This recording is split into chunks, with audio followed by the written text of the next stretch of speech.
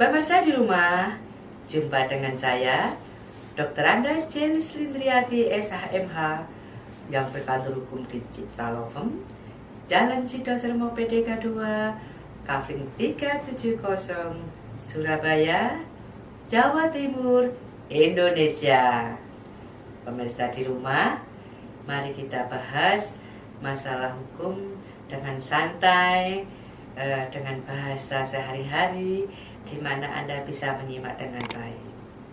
Kita akan berdiskusi masalah perselingkuhan. Pemirsa, kata anak-anak zaman now, selingkuh itu indah. Tapi kata undang-undang pernikahan, selingkuh itu bencana dan berdampak pidana. Jadi kalau anak muda berselingkuh karena masih pacaran, masih belum masuk di undang-undang pernikahan, it's okay aja. Tapi kalau itu menjadi sebuah kepribadian, tidak menutup kemungkinan ketika Anda dewasa, ketika Anda masuk dunia pernikahan, Anda akan melakukan itu berulang kali karena Anda menganggap selingkuh itu indah dan mengasihkan. Pemirsa, Anda tentu ingat komedian terkenal kita Pak Sule kan, menikah dengan Natalie Holzer, seorang wanita cantik, masih muda. Gonjang-ganjing pernikahan banyak terembus, benar atau salah, masyarakat tidak tahu. Di mana dalam isu tersebut dikatakan bahwa istri Pak Sule sedang berselingkuh dengan manajernya. Nah, bagaimana hubungan spesial ini bisa terhembus? Dan bagaimana keberadaan Pak Sule? Apakah Pak Sule diam? Tudingan perselingkuhan antara Natalie Holzer itu muncul ketika ada akun bodong dengan akun C. Panji. Natalie pacaran dengan manajernya, dan komentar-komentar yang membuat Natalie geram karena komentar-komentar itu sangat menyinggung kepribadiannya, sehingga terjadi permasalahan di rumah tangga Sule. Bagaimana dengan isu-isu atau hoak-hoak yang biasa dilakukan oleh para netizen? Apakah itu hanya sebagai hiasan untuk meningkatkan pamor?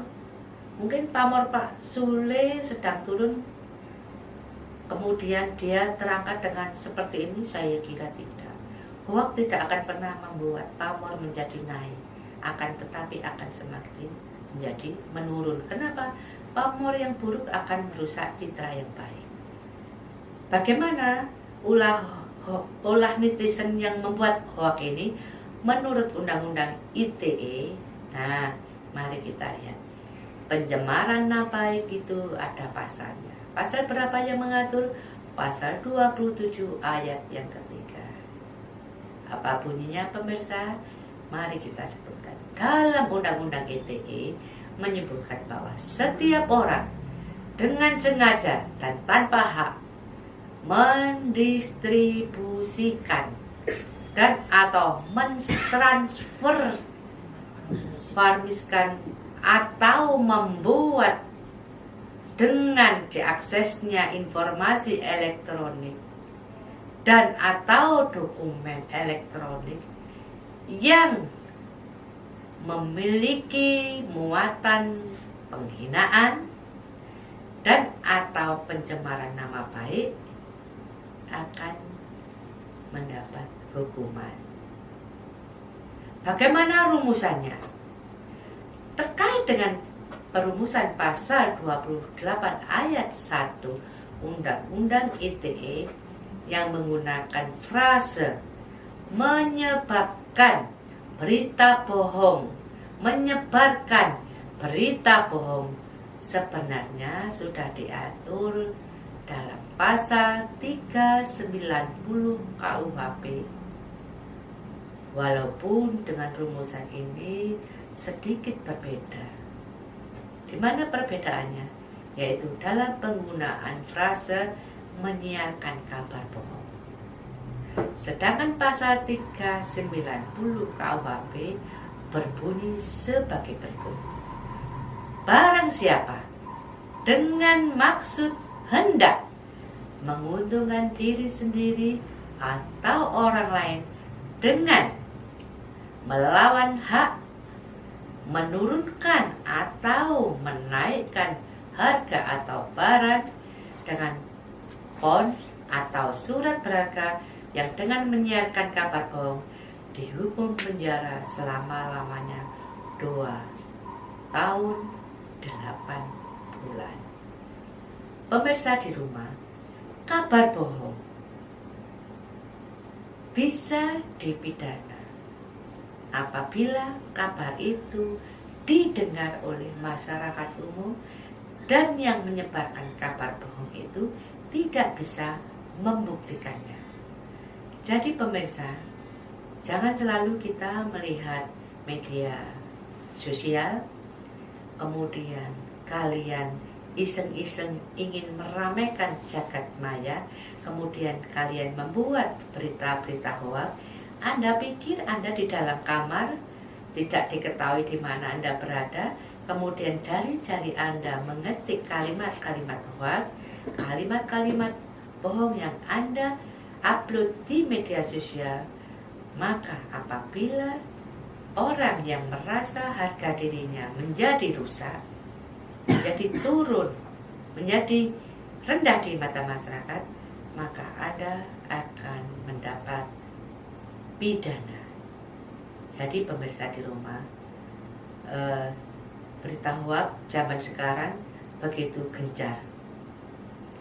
Banyak orang-orang yang ternama oleh netizen yang iseng-iseng dibuatlah berita-berita hoax. Bahkan ada yang mengejutkan, orang masih hidup bugar, masih sehat, diberitakan meninggal. Dan ini sangat menggemparkan. Pemirsa, apabila Anda menyebarkan berita seolah-olah itu adalah benar, sedangkan itu tidak benar, maka Anda akan mendapat hukuman. Di mana? Di dalam kitab Undang-Undang Hukum Pidana pasal 390 sudah mengaturnya. Jadi, apakah iseng merupakan sebuah kegembiraan? Apakah ketidaksukaan kita terhadap kenyamanan orang lain, kemudian Anda menuliskan hal tidak benar, akan membuat pamor orang tersebut meningkat atau menurun? Apabila orang yang bersangkutan tidak menginginkannya, maka silakan Anda berhubungan dengan hukum. Gunakan kalimat Anda dengan bijak, gunakan media massa dengan bijak, pakailah media massa untuk mencari persahabatan dan pekerjaan yang membahagiakan, yang menguntungkan banyak orang.